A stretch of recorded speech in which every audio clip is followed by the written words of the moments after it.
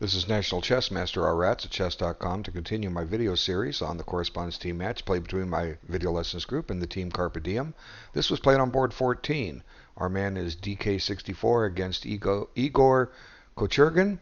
Rating advantage high 2100s versus mid 2000s.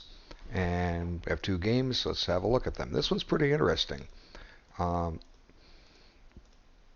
see why it gets interesting here shortly. Okay, I'm not exactly sure what point they depart theory. C4 is not the main line, but it is a line. And we're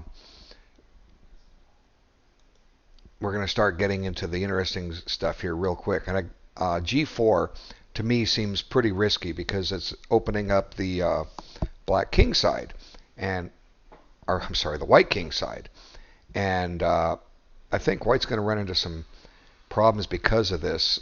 It enables black to make a very interesting sacrifice, as we'll see in a few minutes, or a few moves rather. And I'm not sure exactly what G5 accomplishes other than to drive the knight to a nice central location. And now black goes ahead and says, okay, I'll take a pawn, thank you.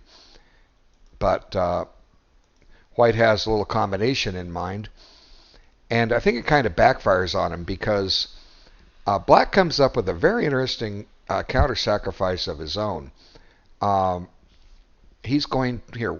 You'd be surprised what happens. Here the idea is that if the bishop's captured, white takes on d6 and gets his piece back. But watch what black comes up with here. What would you do in this position? Most would just move your king to f8, but instead, what black does is sacrifices his queen. Now, this is certainly a bold move, but let's look and see what he's got for it. And two bishops, that's what he has for it. But the white king is a little loose. And two bishops can have a lot of fun in open board, and that's what we're going to see here. So it's not necessarily a move I would have played to give up my queen, and probably a lot of you wouldn't have either. So I think it's a very interesting, makes the game very interesting. And black immediately gains a tempo on the queen and chases it out. And stops and guards his pawn. So, in a way you'd say objectively white should win this, but in practice it's not going to be easy, simply because black has these two bishops and the position is open. Let's watch and see how it progresses. All of a sudden, the black pieces are starting to spring to life, and these weaknesses in the white king side are really becoming apparent. F3 is just begging to have something planted there. Okay, and the queen maintains the pin. It's on the rook, pressures a pawn down here, but black is getting mobilized. White's rooks are not in play here at all, and white stops to collect material, which is probably a bad idea because this lets black mobilize his pieces. And black's got great activity here for the pieces for the material sacrifice. He's giving up his queen for two bishops. Black's giving up his queen and a pawn for two bishops. And white tries to cling to his material, but the pressure is mounting. Here come those bishops in action, and they're just strafing the white king side. And now white weakens his king side even further with f4, but I'm not sure what he's trying to do with f4. This just enables black to get his rook into play a little quicker. I guess you couldn't play rook d2 because knight f3 check, but it seems to me that black's pretty much got full compensation for the material he's given up. And these rooks are not in play, and that's what white needs if he's going to convert this material advantage he has. He needs to do something, and meanwhile, just about every black piece is ready to assault this white king. So black seizes the 7th rank, and white stops and gets a check, and picks up another pawn and has some protection on this diagonal, but really it's not enough. black now plays bishop g4. This is not only attacking the rook, it's threatening a very annoying bishop f3 check, which is going to put black up a piece. White will have a pawn for it, but that's not enough. So white's in some serious trouble here. So white decides to sacrifice the exchange, but this gives black a very powerful pawn that's advanced past everything. And now white's material advantage is a queen for a rook and a bishop, or a queen and a knight for a rook and a bishop. And white has a couple pawns for it in the bargain, but those bishops are still on the board. They're still very menacing. And I like black a lot here. Black's conducted his game very well. And now black finds a series of moves to reach a winnable position. And now rook f8. Now there's some very serious discovery threats. Bishop takes d5, followed by bishop takes b7. So white gives a check, which exposes his queen, but that's okay. Black just takes it off. Black takes the knight off. And now there's a simple way to win material for black. White still has queen for a rook and a bishop, but it's not enough. Black retreats to c6 to cover the e8 square, and then gets a pin on the queen, and the queen must be lost. And for a rook, and now black has a theoretically winning position, just to simply a piece up. The d pawn is too potent, and even though white has 3 connected pass pawns on the queen side, they're not enough. They move too slowly, and black will have resources. So white jettisons the b pawn, and instead of going for the d pawn, which would probably lose, maybe white feels his best chance is to try for an ending, get all the pawns off.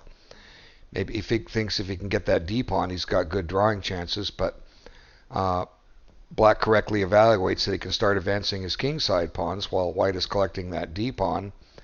And now, no matter what white does, black has got this, and the game is now winning. Now after g4, a pawn is going to be forced through. If king f4, there comes g3, and if pawn takes, this pawn just scoots right on through.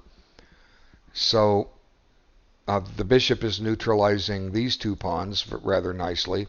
It's too time-consuming for white to try to bring his king over and advance one to force black to give up for it, because black is going to be getting a pass pawn through much quicker on the king side.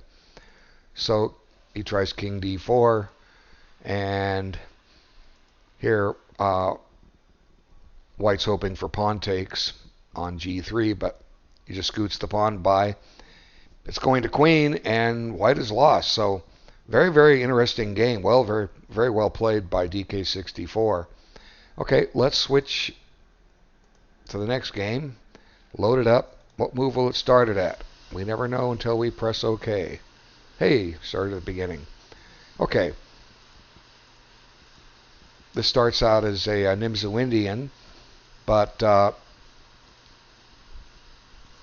and I'm not sure again how much of this is theory, but because white is played the knight to e2, he's not going to accept double pawns on this side of the board, on the queen side.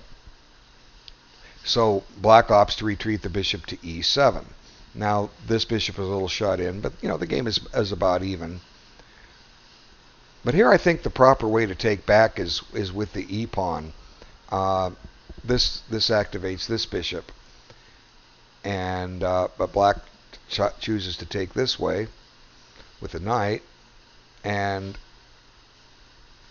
here once again, after white exchanges, I think the proper way to take is with the d pawn, but black activates his queen, and he gets a little too frisky with his queen here.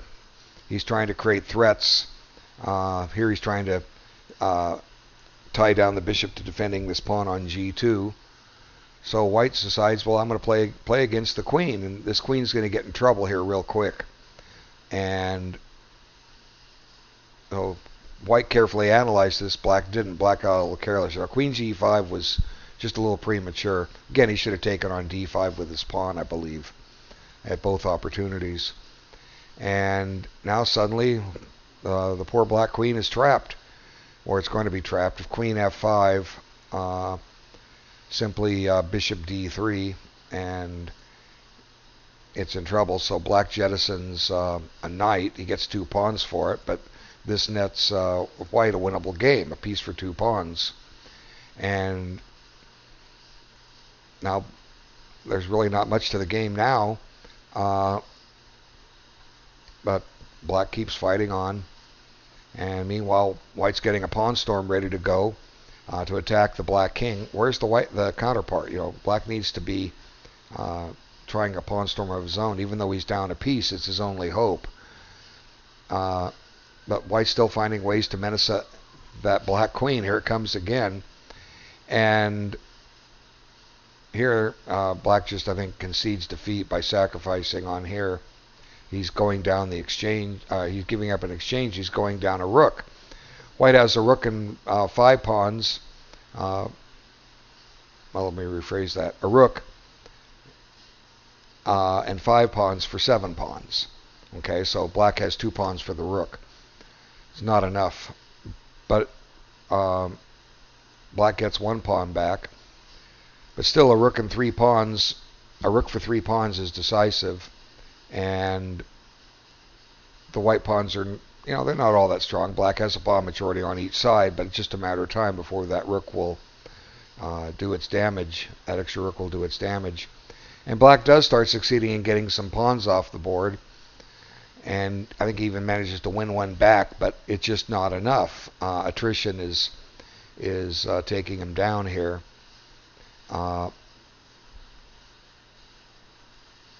Discovery on the bishop on h3 covers that. And now black has got 1 pawn back. So let's see. Black now has 6 pawns to 3. And b4 is going to fall. But it's not enough.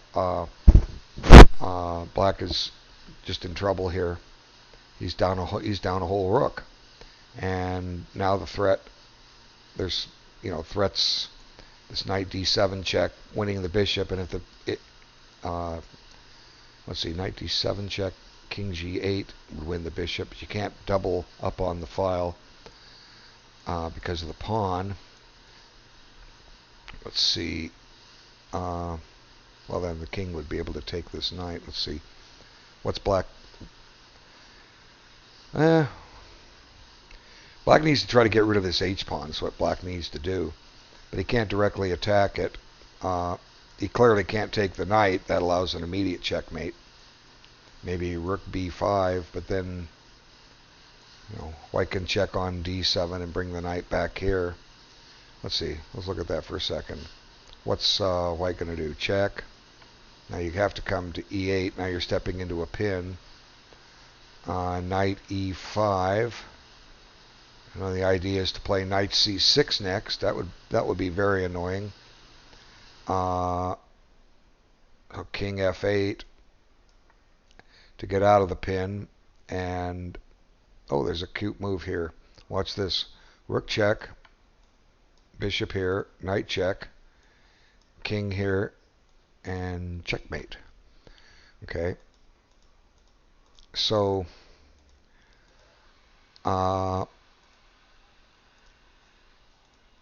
black can't go into that line. So black opts for f5 to give his king a little breathing room. That opens up the e6 square. And he's going to get rid of that h-pawn, I think. Let's see. Well, he didn't take en passant. Now, the black pawns are getting a little menacing, but at this point that black resigned without even waiting for white's next move.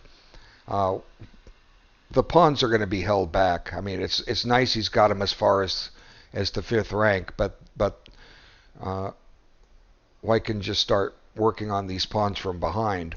Okay, see, this is a serious threat because if it's captured, the rook's going behind the 2 black pawns, and they're going to be stopped in their tracks. Here, let me just show you. If f3, you take here. Now you can't press forward with F2 or G3. And, you know, Rook G2 is going to run into a mate, or G7 is going to run into mate. See? Whoops. Okay. So how does black carry his pawns forward? White's also threatening Rook G5 check. So let's see.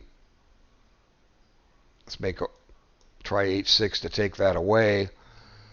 Rook F4. Now black can't advance either pawn. So if he comes behind, let's see. Now, let's see. Got to do this right. Maybe black could have played on a few moves. There's possibilities for white to go wrong here. I'm thinking, no, this is over. Rook G1. You can't advance this pawn. This one falls, and that one will come right behind it. Yeah, this is over. Anyway, good games by DK64. I think Igor got a little overambitious in both games, and it cost him. Anyway, thanks so much for watching. I'll be back soon with more games. Take care.